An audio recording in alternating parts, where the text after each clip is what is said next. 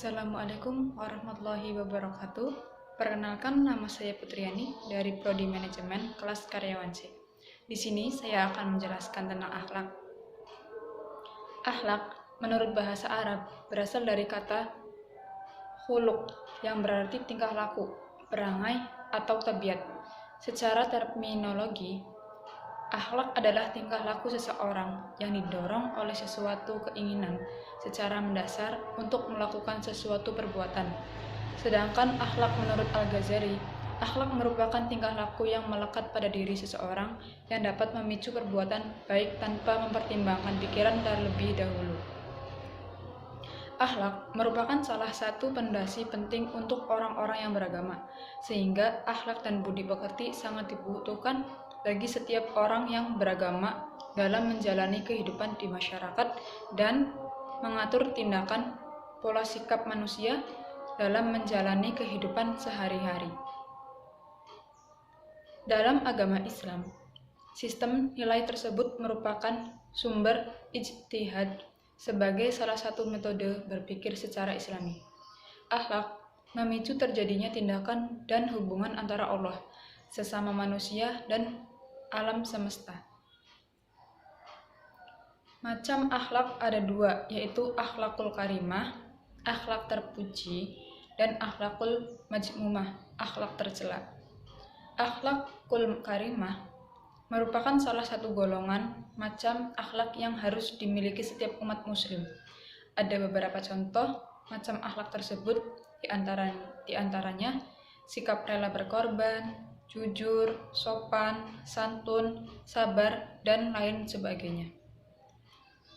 Kita sebagai umat muslim sudah seharusnya selalu menjaga akhlakul karimah dalam menjalani kehidupan sehari-hari. Yang kedua ada akhlakul majmumah. Akhlakul majmumah atau akhlak tercela merupakan salah satu tindakan buruk yang harus dihindari setiap manusia. Hal ini harus dijauhi karena akhlakul majmumah dapat mendatangkan mudarat bagi diri sendiri maupun orang lain. Contoh dari macam akhlakul majmumah yaitu sombong, iri, dengki, takabur, aniaya, ghibah, dan lain sebagainya.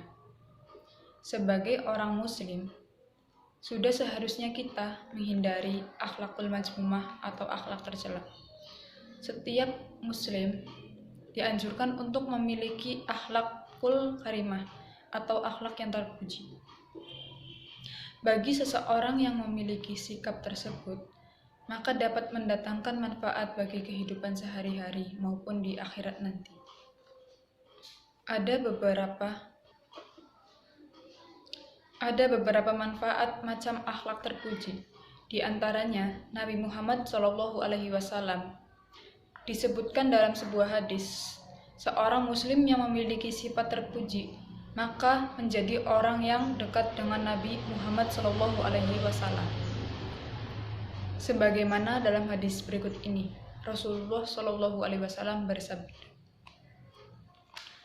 orang yang paling saya cintai dan paling dekat dengan tempat saya kelak di hari kiamat adalah mereka yang memiliki akhlak mulia, sementara orang yang paling saya benci dan tempatnya paling jauh dari saya kelak di hari kiamat adalah mereka yang keras dan rakus, suka menghina dan sombong.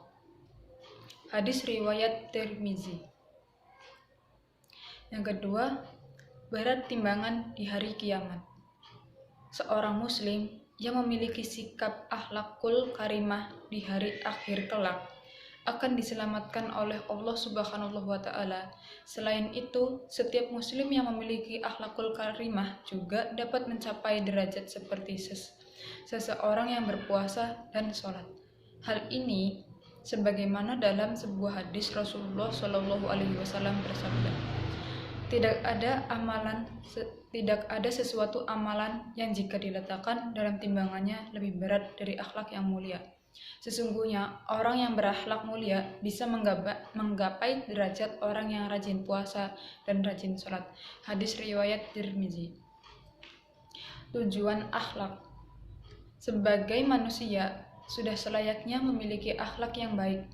Hal ini kenapa manusia adalah makhluk yang sempurna, membedakannya dengan makhluk-makhluk lainnya. Hubungan dengan manusia akan lebih baik apabila diiringi dengan akhlak.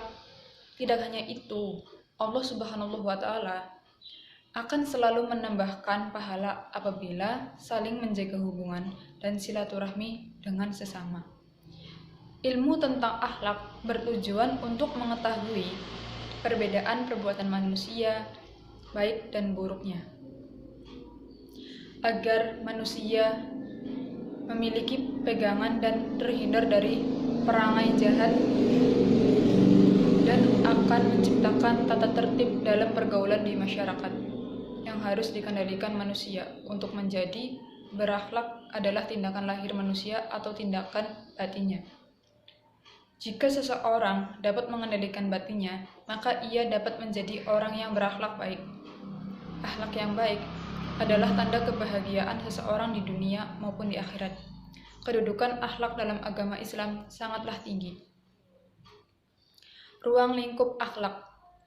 Menurut seorang ahli bernama Muhammad Abdullah Daras, setidaknya ada 3 macam ruang lingkup dalam pembahasan tentang akhlak, yaitu yang pertama, akhlak pribadi yang terdiri atas akhlak yang diperintahkan, akhlak yang dilarang, akhlak yang dibolehkan, akhlak yang ada dalam suatu keadaan darurat. Yang kedua, akhlak berkeluarga. Adanya kewajiban timbal balik antara anak dengan orang tua, adanya kewajiban suami terhadap seorang istri, begitupun sebaliknya, adanya kewajiban terhadap kerabat. Yang ketiga, akhlak bermasyarakat.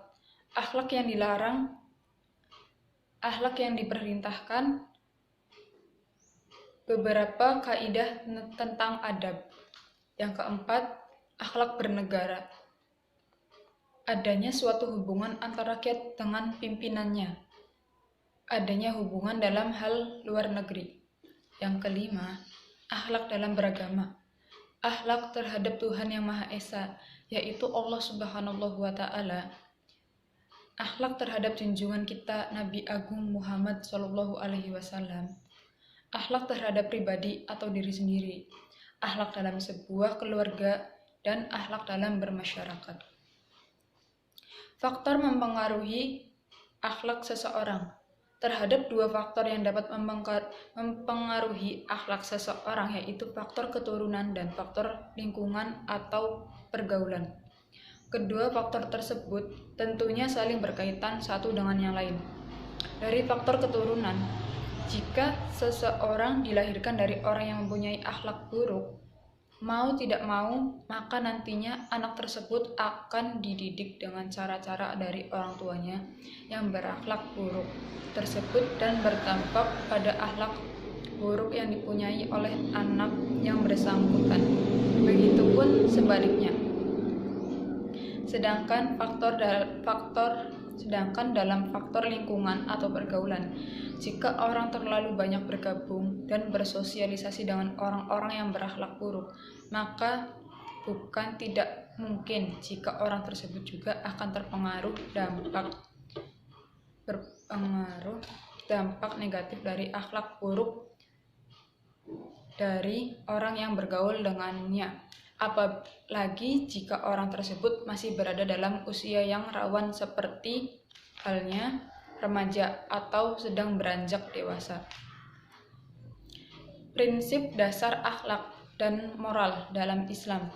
Dalam ajaran Islam yang menjadi dasar-dasar akhlak berupa Al-Quran dan Sunnah Nabi Muhammad SAW, baik dan buruk dalam akhlak Islam ukurannya adalah baik. Menurut kedua sumber itu, bukan baik dan buruk menurut manusia, sebab jika ukurannya adalah manusia, maka baik dan buruk itu bisa berbeda-beda. Kesimpulan dari akhlak. Akhlak ialah suatu keadaan yang tertanam di dalam jiwa yang menampilkan perbuatan-perbuatan dengan senang tanpa memerlukan pemikiran dan penelitian.